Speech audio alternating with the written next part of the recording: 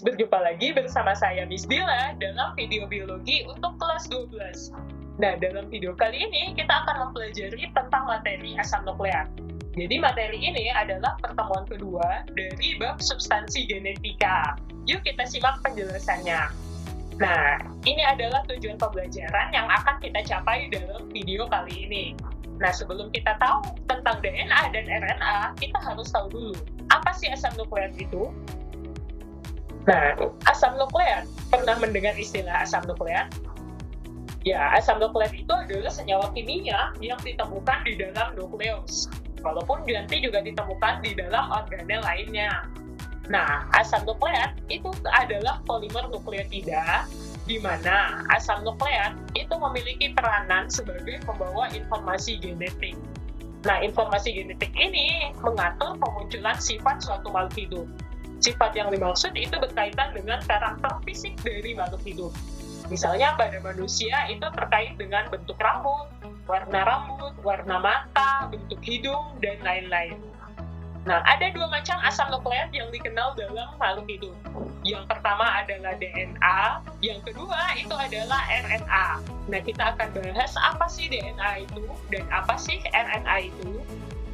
Nah, yang pertama kita akan bahas tentang DNA. Pernah mendengar istilah DNA?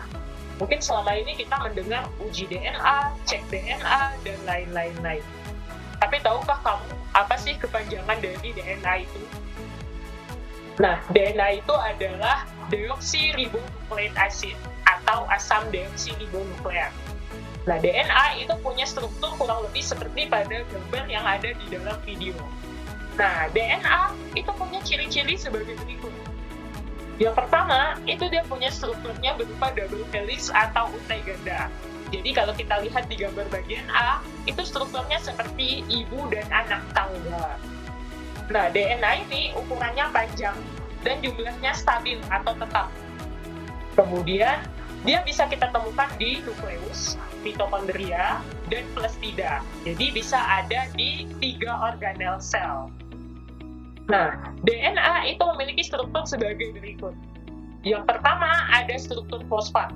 Kalau kita lihat gambar bagian B, fosfat itu ditunjukkan di bagian bulat yang berwarna kuning. Jadi terletak di bagian ujung. Dan ada gula deoksiribosa. Nah, gula deoksiribosa itu ditunjukkan di bagian tengah, segi 5 yang berwarna biru muda. Nah, struktur fosfat dan gula deoksiribosa itu diibaratkan sebagai ibu tangga atau penyangganya. Sedangkan bagian tengah itu adalah basa nitrogen. Nah, basa nitrogen itu dikenal sebagai anak tangganya.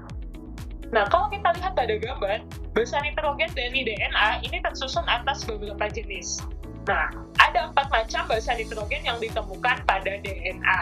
Yang pertama itu adalah adenin atau A, kemudian ada timin atau T, kemudian ada guanin atau G, dan terakhir ada sitosin yang juga disingkat dengan S atau C. Jadi ada 4 macam basa nitrogen yang ditemukan dalam DNA. Nah, di dalam DNA kita mengenal adanya istilah hukum Chargaff. Apa sih hukum Chargaff itu? Jadi begini, tadi kan kita lihat bahwa basa nitrogen pada DNA itu ada 4 macam. Nah, di sini adenin itu berpasangan dengan timin dan memiliki 2 ikatan hidrogen yang lemah. Bisa kita lihat pada gambar yang ada di video. Sedangkan guanin itu akan berpasangan dengan sitosin. Nah, guanin dan sitosin itu memiliki 3 ikatan hidrogen yang kuat dibandingkan dengan ikatan adenin dan timin. Nah, selain itu, dalam hukum Chargaff, kita juga mengenal adanya kesamaan konsentrasi. Saat adenin berpasangan dengan timin, maka konsentrasi adenin itu akan sama dengan konsentrasi timin. Sedangkan guanin yang berpasangan dengan sitosin, itu juga akan memiliki konsentrasi yang sama. Jadi, misalnya guanin memiliki kadar 27%, maka sitosin juga memiliki kadar 27%. Dan hal ini juga berlaku sebaliknya.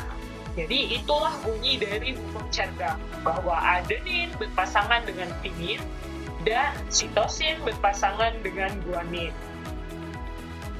Nah, kemudian kita melihat bahwa DNA itu bisa mengalami replikasi atau penggandaan. Tujuan dari penggandaan DNA itu terkait dengan penambahan dan pertumbuhan sel. Jadi kan kita sudah belajar bahwa makhluk hidup mengalami pertumbuhan.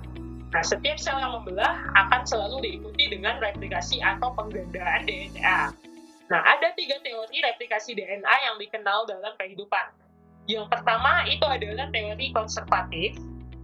Yang kedua itu teori semi-konservatif. Dan yang ketiga itu adalah teori dispersif. Nah, kita akan bahas apa sih teori konservatif, semi-konservatif, dan dispersif. Nah, dalam teori konservatif, kita mengenal seperti ini. Suatu DNA tetua, ya, yang berwarna biru tua, itu akan langsung melakukan penggandaan menjadi anakan DNA yang berwarna biru muda, tanpa memisah terlebih dahulu. Jadi, satu rantai double helix langsung membentuk anakan yang baru. Nah, nanti anakan yang baru itu akan membentuk anakan yang baru kembali. Sedangkan induk yang lama itu akan membentuk anakan dari salinannya. Jadi DNA-nya tetap berbentuk double helix. Itu yang konservatif. Terus gimana dengan yang teori semi konservatif? Dalam teori semi konservatif itu ditunjukkan seperti ini. DNA yang berbentuk double helix itu akan terbuka dulu menjadi untai tunggal. Nah, masing-masing untayan itu akan menggandakan dirinya atau akan membentuk pasangan baru. Nah, nanti dia dan pasangan barunya itu akan membentuk rantai double helix yang baru, dan kemudian rantai double helix inilah yang akan menggandakan diri menjadi anakan yang baru. Jadi, dalam teori semi konservatif, rantai double helix itu akan memisah terlebih dahulu untuk masing-masing menggandakan dirinya. Lalu bagaimana dengan teori yang ketiga, yaitu teori dispersif? Nah, begini. Dalam teori dispersif, DNA-nya itu akan mengalami perpaduan terlebih dahulu. Jadi, DNA dari double helix ini, dia akan saling bertukar tempat. Ya. Nah, setelah dia bertukar tempat dan terjadi rekombinasi materi genetik, barulah dia akan membelah atau menggandakan diri. Seperti itu. Jadi, inilah perbedaan dari teori replikasi DNA. Nah, ketiga-tiganya bisa terjadi dalam teori replikasi DNA, karena ini hanya merupakan teori. Kemudian kita juga mengenal adanya beberapa enzim yang digunakan dalam replikasi DNA. Nah, yang pertama itu adalah helikase. Jadi, helikase itu dipakai untuk membuka untayan double helix menjadi untai tunggal. Jadi, untayan yang bentuknya seperti ibu dan anak tangga tadi, sebelum digandakan itu harus dibuka terlebih dahulu. Dan dibuka dengan helikase. Jadi, helikase itu ibaratnya adalah gunting. Kemudian yang kedua, itu adalah enzim polimerase.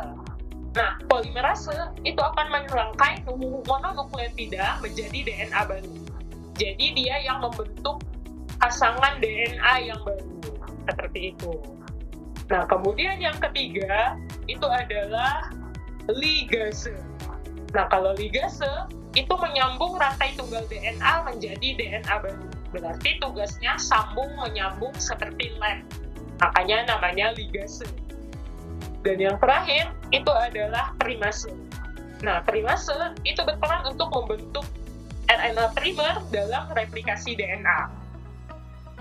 Nah, ini adalah proses replikasi DNA, ya. Jadi ini gambar dari proses replikasi DNA yang terjadi di dalam sel tubuh makhluk hidup. Nah, sekarang kita akan masuk materi yang kedua dari asam nukleat, yaitu tentang RNA. Kalau DNA tadi adalah deoksiribonukleik asid, bagaimana dengan RNA?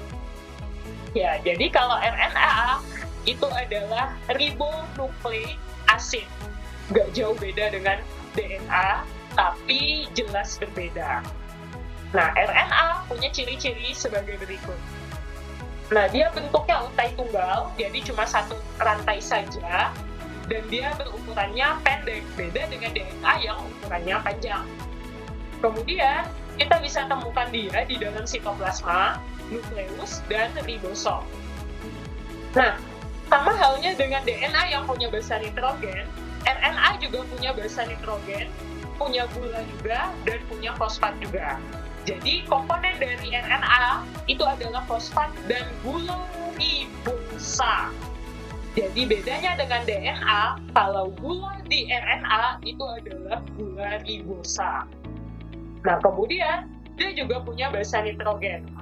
Nah, apa sih basa nitrogen dari RNA itu? Nah, RNA itu punya 4 basa nitrogen. Guanin masih sama, adenin, sitosin, dan urasil. Jadi dia nggak punya timin. Timin digantikan dengan urasil. Nah, berarti di sini adenin akan berpasangan dengan urasil. Sedangkan sitosin itu akan berpasangan dengan guanin. Seperti itu. Nah, kalau kita kenal, itu ada 3 macam dari RNA. Yang pertama itu adalah mRNA atau RNAd atau RNA duta atau messenger RNA. Nah, messenger RNA ini dibentuk di dalam nukleus dan dia berperan membawa kode genetika dari DNA. Jadi terbentuk dari DNA. Kemudian yang kedua, itu ada yang namanya rRNA atau RNA ribosomal. Sama juga dengan mRNA, dia dibentuk oleh DNA, dan dia ditemukan di ribosom. Jadi kalau kita balik ke materi kelas 2, untuk sintesis protein itu dilakukan di suatu organel yang dinamakan dengan ribosom. Nah, struktur yang menyusun ribosom itu dinamakan dengan rRNA, dan dia berasal dari DNA. Nah, jenis yang terakhir dari RNA itu adalah tRNA. Sama juga, tRNA itu juga dibentuk oleh DNA. Cuma dia berada di dalam sitoplasma dan berfungsi untuk mengikat asam amino nanti dalam sintesis protein. Jadi ada 3 macam RNA. Yang pertama adalah mRNA, rRNA, dan tRNA. Nah, sekarang kita akan lihat apa sih beda DNA dengan RNA? Nah, ini dia perbedaan dari DNA dan RNA. Nah, kalau DNA itu ditemukan di dalam nukleus, mitokondria, plastida, dan beberapa di dalam sentriol. Sedangkan RNA tadi ditemukan di ribosom, sitoplasma, dan nukleus. Rantai dari DNA itu bentuknya panjang dan bentuknya double helix atau ganda. Sedangkan RNA itu rantainya pendek dan tunggal. Nah, DNA itu berkaitan erat dengan penurunan sifat dan sintesis protein. Sedangkan RNA itu hanya untuk sintesis protein aja. Nah, DNA tadi punya kadar yang tetap. Beda dengan RNA yang kadarnya dipengaruhi oleh aktivitas sintesis protein. Nah, kemudian dari basa nitrogennya, DNA tadi punya 4. Adenin, guanin, timin, sitosin. Sedangkan RNA itu timin nggak ada dan digantikan dengan urasil. Kemudian dia punya komponen gula. Untuk DNA itu adalah deoksiribosa. Sedangkan untuk RNA itu adalah ribosa. Nah, sampai sini jika ada pertanyaan boleh komen dan sampai jumpa di video selanjutnya. Dadah!